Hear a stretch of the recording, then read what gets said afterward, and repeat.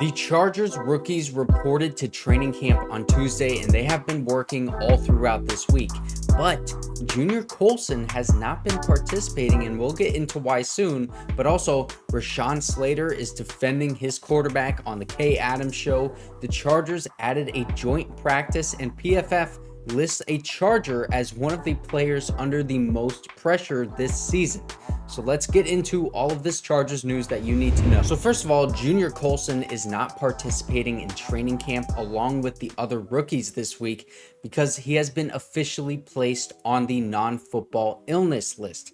Now that basically means that he suffered an injury or an illness from an activity that is not football related and wasn't suffered while he was with the team.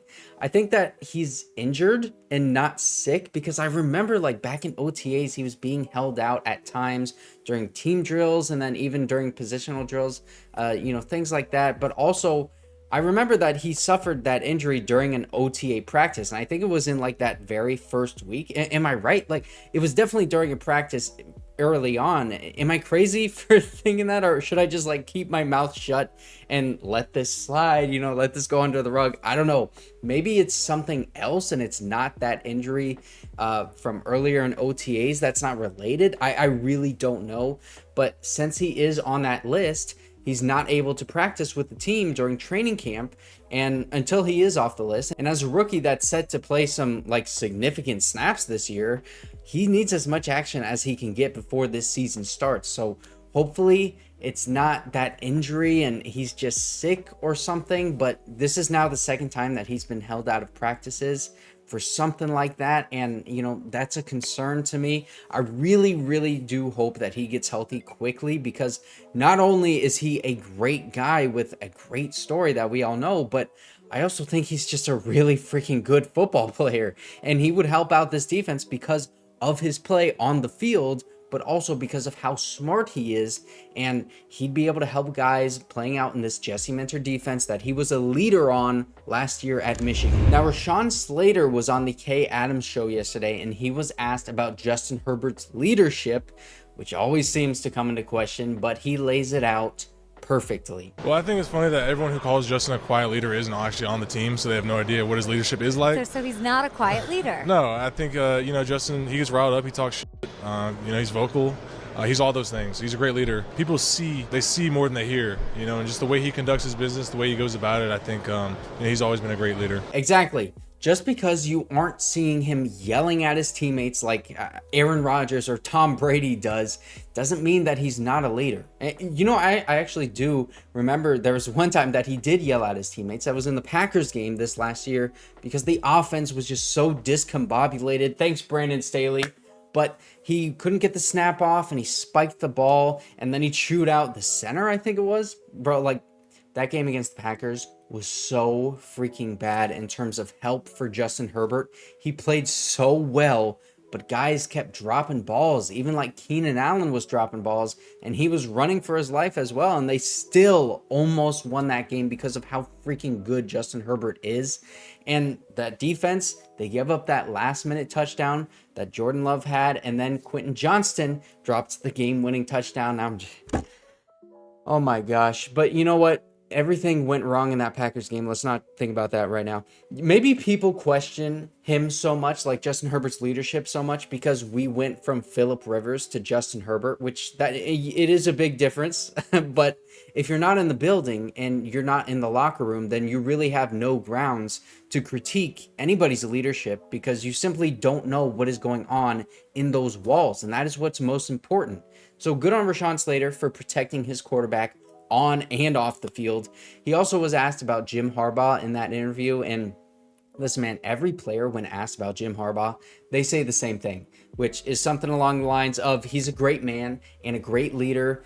Everyone has bought in and they just can't wait to get to work and they believe in his vision. So let's move on to Quentin Johnston, because I mentioned him earlier in this video in a negative way because of that Packers game.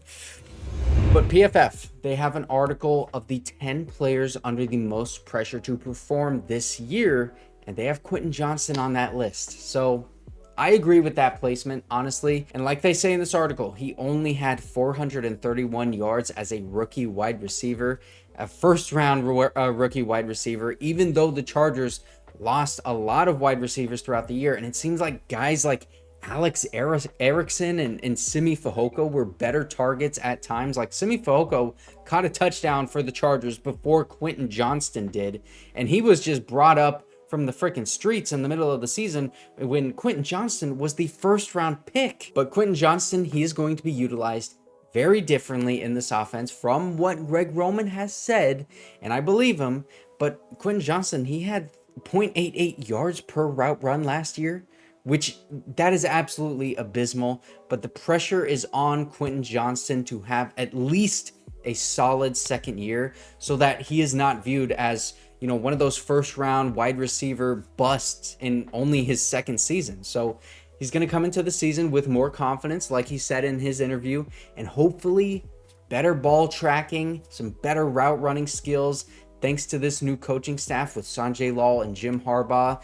Get that mindset right, be in that culture of a winning culture, and hopefully it's going to do a guy like Quentin Johnston a lot of favors. Right now, we're just kind of on wait and see mode with him to see if he has been putting in the work, and if he has, then we're just going to see if it pays off for him this year. I really, really hope it does. Now, the last thing for today is that the Chargers actually have added another joint practice on the training camp schedule, and it is with the Rams on August 14th. So now they have two joint practices with the Rams, and August 14th, that is the Wednesday prior to their preseason game on that Saturday. So this is great to get some extra work in. It's going to be in a game-like scenario against another team, so it's not just like the same guys that you're running reps against over and over. But also this tweet from Diana Rossini of The Athletic, it was very interesting to me because you can see at the end here, she says that some teams use those joint practices to scout the players on the other team. So I don't think that there's anyone on the Rams offense that the Chargers would be looking for. I think the offense is like pretty set in terms of the personnel that they have. We're just going to see who makes the final 53. Like, I don't think they're going to be adding or trading for a guy like Brandon Aiyuk for several reasons, but there are some people that think Brandon Aiyuk is going to be a candidate to be traded to the Chargers.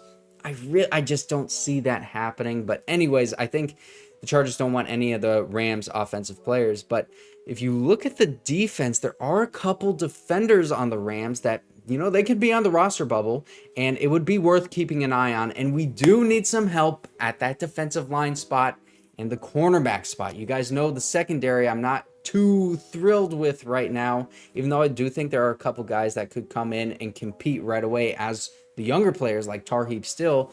But just in terms of depth and the amount of guys that we have, I still think secondary is something that we could add to. So keep that in mind when we have these joint practices and you see some highlights from those guys and then the highlights in the preseason. Keep an eye on some of those Rams defenders.